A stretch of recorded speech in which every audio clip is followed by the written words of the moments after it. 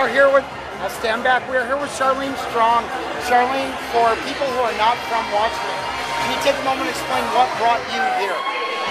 What brought me here was the night that my partner was killed in a flash flood in Seattle. And after the ridiculous hoops that I had to run through trying to get into the room to be with her as she lay dying, and then again at the funeral home, I was not able to get in, make her final, arrangements. I realized that something had to change. There was actually a law in Washington State that was just starting to be considered. I chose to testify a month after her death, and we had landmark legislation that was passed to protect couples in a time of emergency. Since then, we've had 3 installments of it. The last one, unfortunately, got stalled because of this referendum. So that brings us to the next question. A referendum obviously is not like an initiative. Somebody else starts a campaign, right, and you have to respond to it. Absolutely. So what was that like? Heartbreaking to start with, mind-blowing, but also, we live in an incredibly progressive state, and, I have great faith. I live in Alabama, trust me, I know.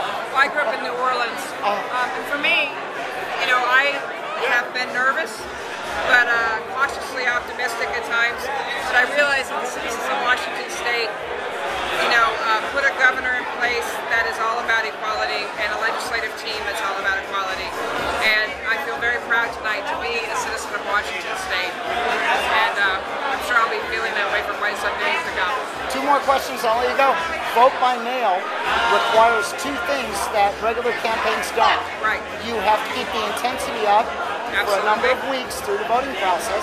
So how did you all manage to do that? I think it's just getting out and talking to people, telling the story.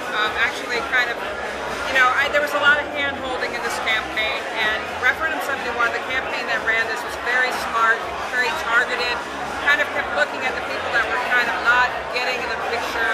We had people handing stamps out to their baristas when they were getting coffees. And, I was kind of an incessant, inquiry about, did you vote? Do you know about Referendum 71?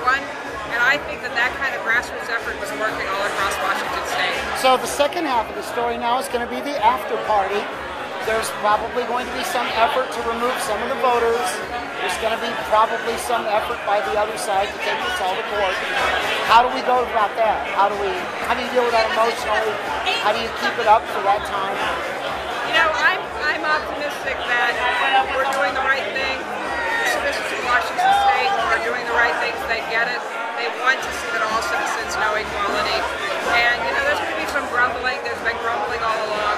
That's not what I want to focus on today. What I want to focus on is the amazing effort of our campaign and how amazing the citizens are in this state. And our governor is unbelievable. Well, I can't thank you enough, and congratulations. Thank you. Have a great night. Thanks.